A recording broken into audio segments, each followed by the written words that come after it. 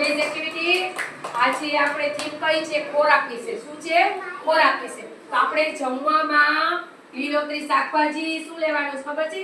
દાળ, ભાત, શાક, રોટલી, સંભારો અને છાશ, પાપડ, દહીં, ઘી ને માખણ. આપણે સાચો ખોરાક ઈ છે. ઓકે? બહારનું ખાવાનું નહીં, ઘરનું જમવાનું આપણો સાચો ખોરાક ઈ છે.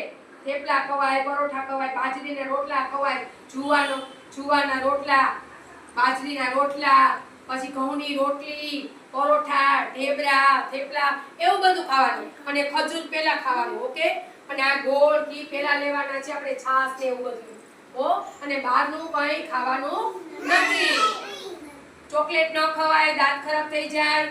અને લીલોતરી શાકભાજી ખવાય તો પાલકની ભાજી, તાંદરિયાની ભાજી, મેથીની ભાજી, એ બધી ભાજી આપણે તાંદરિયાની ભાજી એ બધું ખાવાનું આપણે. ઓકે? ક્લેપિંગ કરો સરસ.